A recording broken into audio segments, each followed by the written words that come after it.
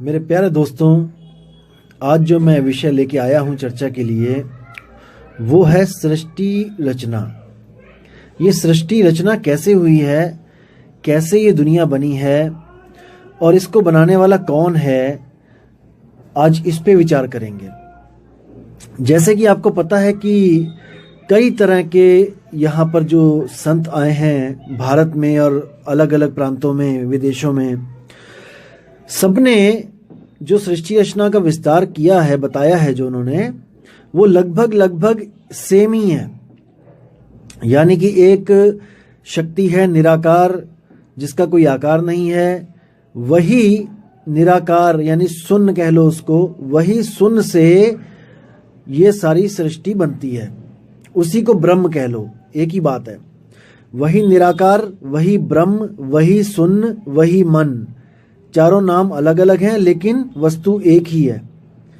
उसी से ये सृष्टि बनती है, उसी से ही बाकी तत्व बनते हैं, उसी से ही हर शरीर बनता है और आपको ये जड़वत जो शरीर, जो जगत है, वो दिखाई देता है उसी एक से। जैसे मैदे से ही समोसे भी बनते हैं, मटरी भी बनती है और भी कई पकवान बनते हैं, लेकिन वो मैदा एक ही होता है। उसके कण कण मिलकर अलग अलग शेप ले लेते हैं और हम हर चीज का अलग नाम रख देते हैं, लेकिन असल में वो मैदा ही होता है। और मैदा हर चीज में भरपूर होता है। जो भी चीज मैदे से बनी है उसमें मैदा कण कण में होता है। ऐसी कोई जगह नहीं जहां पर मैदा ना हो, जो चीज मैदे से बनी है। इसी तरह जो ब्रह्म है वो ऐसी कोई जगह नहीं है जहां पे ब्रह्म नहीं है। जो निराकार आकाश सुशून्य है, जो ऐसी कोई जगह नहीं है जहां पर वो नहीं है, क्योंकि जब चीज बनी ही उससे है तो वो हर जगह विद्यमान है। उसी निराकार को संतों ने परमात्मा बोल दिया है। इसी गलती को आज हम सुधारेंगे कि परमात्मा निराकार है या साकार है या दोनों से परे है। इन्हीं चीजों को आज हम क्लियर करेंगे। तो दोस्तों, सबसे पहले मैं ये बता दूं कि इस पूरे ब्रह्मांड में 4 तरह के गुरु होते हैं जो सृष्टि रचना पे अपना प्रकाश डालते हैं।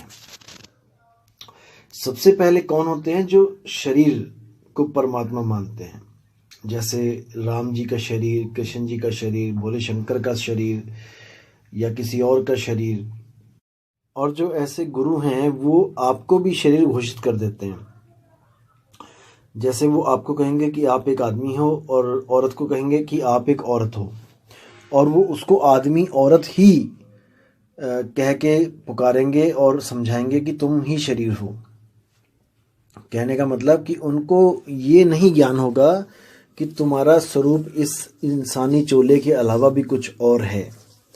यानी कि वो खुद भी अपने आप को एक शरीर समझेंगे और अपने जन्मदाता को भी, जो भगवान जिसने हमें पैदा किया है, उसको भी एक शरीर समझेंगे। तो ये सबसे लो लेवल का ज्ञान होता है।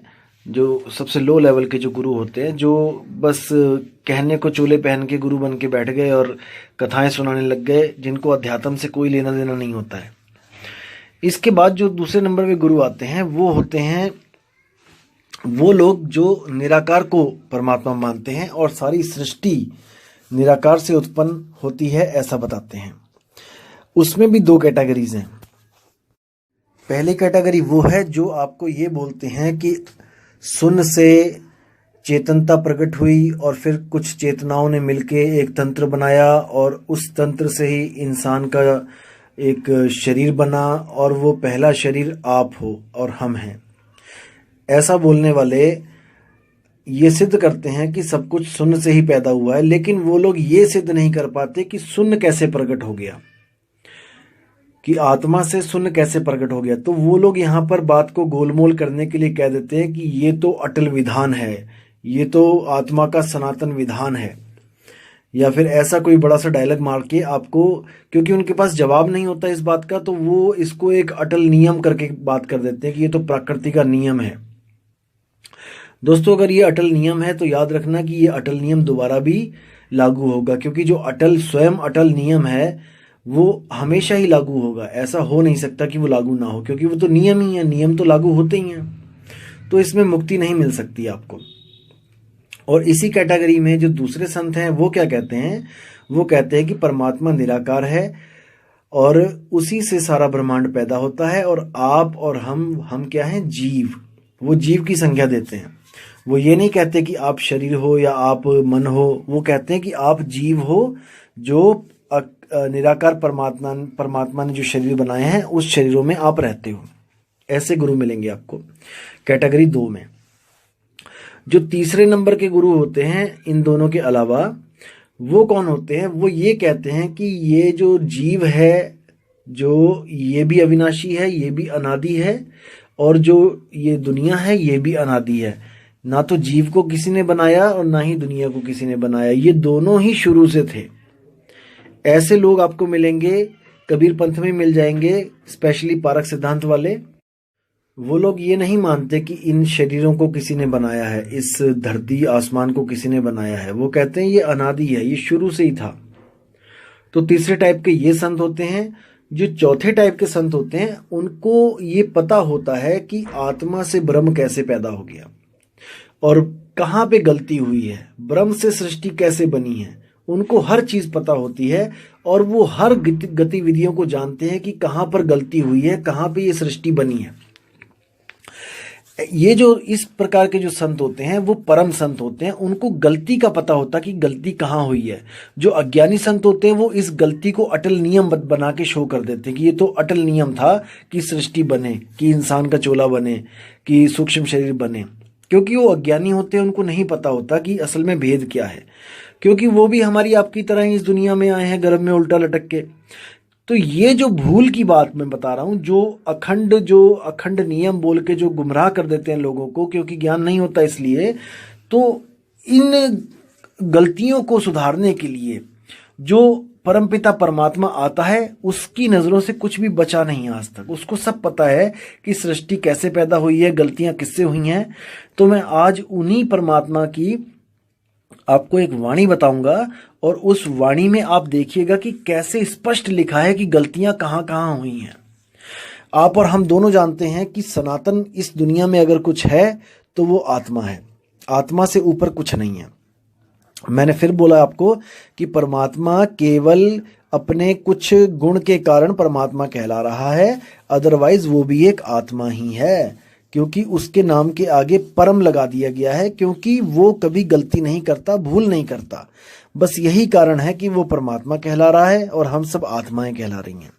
असल में आत्मा ही सनातन है, और सनातन जो है उसी से गलती हुई है, आत्मा से ही गलती हुई है। ये मैं कह रहा हूं इसलिए आपको यकीन नहीं हो रहा, लेकिन मैं आपको कबीर साहब की वाणी से प्रूफ करता हूं कि ये कैसे हुआ है। तब शायद आपको समझ में आए और आपकी जो विवेक बुद्धि है वो शायद ज्यादा काम करने लग जाए। तो शुरू करते हैं वाणी। संतों ऐसी भूल जग माही, जाते जीव मिथ्या में जाही। तो साहिब कह रहे हैं कि संतों, देखो हम लोग महामूर्ख अज्ञानी लोग हैं, फिर भी कबीर साहब में इतनी शालीनता है कि वो हमें अज्ञानियों को संतों कह के पुकार रहे हैं। और हम जैसे मूर्ख, देखो उन संतों को हम लोग अज्ञानी, फंसाने वाला, मूर्ख, पता नहीं क्या क्या बोल देते हैं। यहां से पता लगता है कि बुद्धि का लेवल कितना है हम लोग का। तो आप समझदार हैं, आप समझिए इस ज्ञान को। तो क्या कहते हैं, संतों ऐसी भूल जग माही, जाते जीव मिथ्या में जाही। साहिब कह रहे हैं कि ऐसी भूल जगत में पड़ गई है जिससे हर जीव झूठ की राह पे चला हुआ है, यानी झूठी मुक्तियों के चक्कर में फंसा हुआ है। अब कहते हैं, पहले भूले ब्रह्म अखंडित, झाई आपु ही मानी। यानी कि जो ब्रह्म जिसको बोला जाता है कि वो अखंडित है, वो परमात्मा है, जिसके लिए कई बार बोला जाता है अहम ब्रह्मास्मि, एको ब्रह्म द्वितीयो नास्ति। तो ऐसा ब्रह्म जो है, कबीर साहब कहते हैं वो खुद भूला हुआ है। वो अपने स्वरूप को भूल के अपनी ही परछाई को सत्य मान के बैठ गया, और इसी परछाई से उसने इच्छा करके, अभिमान प्रकट करके ये सृष्टि रच दी। झाई में भूलत इच्छा कीनी, इच्छा ते अभिमानी, अभिमानी करता हुए बैठे, यानी अभिमानी होकर कर्ता पुरुष बन बैठा, वो इस दुनिया को बनाने वाला बन बैठा और उसने दुनिया प्रकट कर दी। अभिमानी करता हुए बैठे, नाना पंथ चलाया, वही भूल में सब जग भूला, भूल का मरम न पाया। अब जैसे ही उसने ये भूल करी और इस सृष्टि को बनाया, तो हम लोग जो थे, हम लोग भी उसी भूल में भूल गए। जितनी भी आत्माएं थी वो सब भूल गईं उसी की भूल में। जैसे वो भूला ऐसे ही सब भूलते चले गए। वही भूल में सब जग भूला, यानी एक ही भूल थी हमारी सबकी और उसी में हम भूलते चले गए। 184 भूलते कहिए, भूलते जग बिटमाया, जो है सनातन सोई भूला, अब सो भूल ही खाया। देखो कितना साफ बोल दिया कबीर साहब ने कि 184 भूलते कहिए, कि 184 जो जूने बनी है वो सब हमारी भूल से ही बनी है। भूलते जग बिट माया, जो है सनातन सोई भूला। अब जो सनातन है, जो आत्मदेव है, जिसको आत्मा कहते हैं वही सबसे पहले भूल गया, वही भूला हुआ है। अभी तक उसकी भूल ठीक नहीं हुई है, अभी तक वो सुरती उसकी धक्के खा रही है। भूल मिटे गुरु मिले पारखी, पारख दे लखाई, कहें कबीर भूल की औषध, पारख सबकी भाई। देखो कितना प्यारा शब्द है। कहते हैं भूल मिटे गुरु मिले पारखी। भूल तब मिटती है जब पारखी गुरु मिल जाता है। पारखी गुरु का मतलब ये नहीं कि परख सिद्धांत वाला, पारखी का मतलब है जो परख करना जानता है वो गुरु, क्योंकि गुरु की परख के द्वारा ही चेले की परख काम करती है। अगर गुरु ही पारखी नहीं है तो चेला पारखी नहीं हो सकता। आप समझ रहे हैं मैं क्या कह रहा हूं। जो इतने बड़े बड़े गुरु गद्दियों पे जो बैठे हुए हैं, इनकी खुद अकल मारी गई है। ये खुद नहीं समझ पा रहे हैं कि हमारे गुरु ने हमें क्या दिया है और उसी को सत्य मान के बैठे हैं। अपनी बुद्धि चलानी इन्होंने छोड़ दी है, इसलिए परख इनकी मर गई है। लेकिन कबीर साहब कहते हैं कि जो गुरु मिले पारखी, अगर पारखी गुरु आपको मिल जाता है तो आपकी भूल जो है उसको मेट देता है, आपकी भूल को खत्म कर देता है। भूल मिटे गुरु मिले पारखी, पारख देई लखाई, कहें कबीर भूल की औषध, पारख सबकी भाई। यानी कि जितने भी हैं सब हम लोग, हम सबकी एक ही औषधि है, वो है पारख। किसका पारख? शब्द का पारख। जैसे साहिब कहते हैं, शब्द शब्द सब कोई कहे, हर संत शब्द लेके बैठा है, ऐसा कोई संत नहीं जो शब्द लेके नहीं बैठा है। शब्द शब्द सब कोई कहे, वह तो शब्द विदेह, जीवा पे आवे नहीं, निरख परख कर ले। तो साहिब कहते हैं क्या करना है? निरख और परख, उसको अच्छी तरह निरख लो और अच्छी तरह परख लो कि जो शब्द हमें मिलने जा रहा है उससे हमारी मुक्ति होगी कि नहीं। मुक्ति की बात है यहाँ पे दोस्तों। अब ऐसा नहीं है कि किसी भी शब्द से मुक्ति मिल जाए, ऐसा नहीं है। केवल सार शब्द से मुक्ति मिलती है और वो सार शब्द किसी ग्रंथ में नहीं लिखा है। उसी सार शब्द को मूल ज्ञान कहते हैं। जैसे साहिब ने बोला है, 33 अरब ज्ञान हम भाखा, सार शब्द हम गुप्त ही राखा। तो सार शब्द गुप्त कहाँ रखा है भाई? ये समझना है। वो दिया है संतों के हाथ में, यानी कि संतों को भेद दिया है सार शब्द का। 33 अरब ज्ञान कहाँ लिखा है? किताबों में। लेकिन वो 33 अरब ज्ञान एक मूल ज्ञान की तरफ इशारा करता है। जिस लेवल का बच्चा होता है उस लेवल में सतगुरु ज्ञान देते हैं और वो ज्ञान उसी मूल की तरफ इशारा करता है। और वो मूल शब्द कहाँ पे रखा है? वो सतगुरु के पास रखा है। सतगुरु जब मिलता है तो वो भेद बताता है। 33 अरब ज्ञान पढ़ने की जरूरत नहीं है भाई। कोई सोचे कि 500 साल लग जाएंगे पढ़ते पढ़ते, भाई वो मूर्ख है। तो कबीर साहब कहते हैं जो तुम चाहते हो, सार शब्द चाहते हो, तो सतगुरु के पास जाओ, विवेक के द्वारा उसको परखो। अनपढ़ बंदा तो कभी भी मुक्ति ना पा पाए। अगर उसको पढ़ने के बाद ही मुक्ति मिलनी है तो वो तो किसी ग्रंथ को पढ़ ही नहीं पाएगा। तो ग्रंथों को पढ़ना तब होता है जब सतगुरु नहीं होता है। जब सतगुरु मिल जाता है, जब सत्संग मिल जाता है, तो आप ग्रंथों को छोड़ो, आप वाणी पे विचार करो, वाणी क्या कह रही है। और आप इतने मूर्ख नहीं हो कि आपको कोई मूर्ख बना जाए। हर वाणी का एक मतलब होता है, सार होता है, और जो हंस होते हैं वो उस सार को समझ लेते हैं। जो कौवे होते हैं वो सार असार को नहीं समझ पाते हैं। तो बात है मुक्ति की, हमें मुक्ति चाहिए। अब दोस्तों एक सवाल आता है कि अगर मुक्ति चाहिए तो किससे चाहिए? किसने हमें बंधन में डाला हुआ है? हमें मुक्ति चाहिए, किसने हमें बंधन में डाला है? हम कौन हैं? ये सबसे बड़ा सवाल है दोस्तों। कई ऐसे आपको जो अज्ञानी गुरु मिलेंगे जो आपको कहेंगे कि आप मन हो, क्योंकि आप सुख दुख को भोग रहे हो, सुख दुख महसूस कर रहे हो, इसलिए आप मन हो। दोस्तों अभी उनको मन की परिभाषा तक नहीं पता है कि मन होता क्या है। मन जड़ होता है, लेकिन चेतन का सहारा लेके, यानी आत्म तत्व का सहारा लेके वो चेतन दिखाई देता है। जैसे आप खुद लगाओ, अपने ऊपर लगाओ कि आपका शरीर जड़ है। शरीर जड़ है, केवल चेतन इसलिए दिखाई दे रहा है क्योंकि इसमें चेतन सत्ता विराजमान है। आपकी आत्मा जो सुरती है, आत्मा की सुरती इसमें टिकी हुई है, इसलिए ये चलता है, फिरता है, उठता है, बैठता है, खाता है। कोई इसको मृत नहीं कह सकता। लेकिन जिस दिन ये सुरती निकल जाती है यहां से, शरीर से, तो उसी दिन ये मृत कहला जाता है। अब लोग क्या कहेंगे कि ये बंदा मर गया, यानी कि इसमें कुछ ना कुछ कमी है। देखो हार्ट, लीवर, किडनी, सब कुछ, नाक, आंख, कान, सब कुछ वही है, लेकिन फिर भी क्या चीज है जो उसमें नहीं है? दोस्तों वो आत्मा है। आत्मा नहीं है इसलिए वो मृत है। कई ऐसे आपको स्वयंभू आत्मज्ञानी मिलेंगे जो आपको ये बोलेंगे कि आत्मा निर्जीव और सजीव दोनों वस्तुओं में होती है। देखो कितनी, मतलब कि कितनी मूर्खतापूर्ण बात है। आपने विचार करना है, मैं निंदा नहीं कर रहा किसी की। अब देखो सजीव और निर्जीव बोला गया है।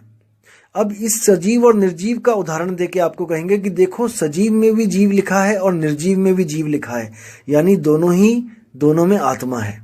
देखो आप खुद सोचिए, आपने बचपन में पढ़ाई करी होगी, जहां पे सा लग जाता है किसी भी अक्षर के आगे, वहां पर हो जाता है, यानी कि उसके साथ, किसी का साथ। जैसे सबल, यानी कि जो जिसके पास बल है वो है सबल, यानी कि संपूर्ण, यानी कि जो पूर्ण हो चुका है वो है संपूर्ण।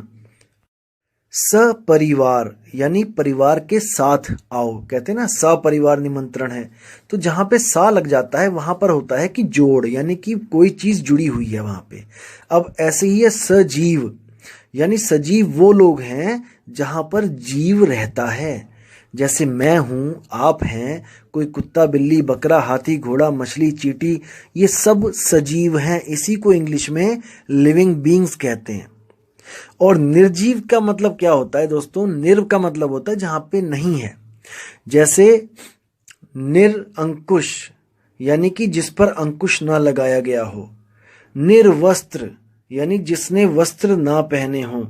निर्गुण, जिसमें कोई गुण ना हो।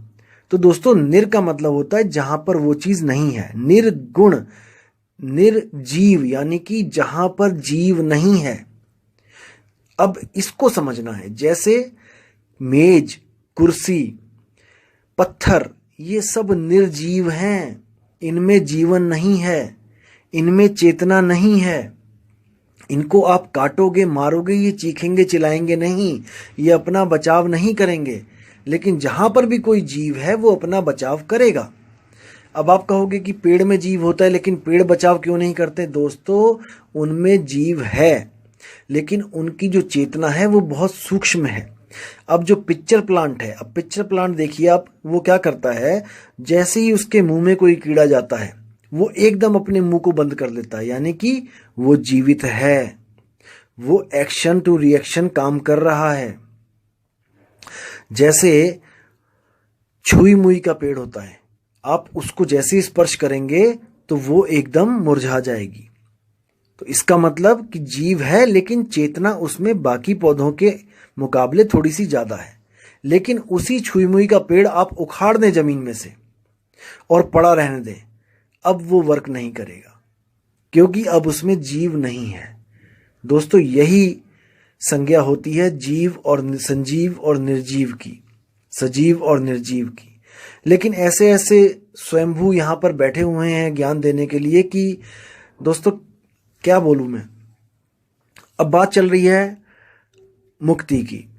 अब मुक्ति क्या चीज होती है, इस पे डिस्कस कर लेते हैं। जैसे आपको किसी जेल में डाल दिया गया, और ऐसी जेल में डाला गया जहां पे जेल के अंदर जेल, जेल के अंदर जेल, जेल के अंदर जेल, जेल के अंदर जेल, अनंतों जेल अंदर ही अंदर बनी हुई हैं। तो दोस्तों, आपको जब जेल में डाल दिया गया तो आपको मुक्ति कैसे मिलेगी? आप खुद सोचो। जैसे आप मुक्त अवस्था में अपने घर में बैठे थे, आपको 4 पुलिस वाले वहां से पकड़ के लेके गए और जेल के अंदर आपको डाल दिया। दरवाजे से एंटर किया उन्होंने, कार लेके गए जीप में, आपको दरवाजे से एंटर करवाया अंदर और अंदर आपको जेल में डाल दिया। उसके बाद जेल के अंदर जेल के अंदर जेल, ऐसे हजारों अरबों जेल हैं जो कभी खत्म नहीं होंगी। अब दोस्तों, अगर आपको मुक्ति चाहिए तो आप क्या करोगे, मुझे बताओ। दोस्तों, बिल्कुल सिंपल है। जिस दरवाजे से आप अंदर गए थे उसी दरवाजे से आप बाहर आ जाओ और जहां पर पहले थे वहां पहुंच जाओ, आपकी मुक्ति हो जाएगी। क्योंकि जेल बनने से पहले आप मुक्ति थे। जब जेल बनी है, कैदी तो तभी बने हो ना आप। अगर जब जेल नहीं थी, जब मुक्ति थे।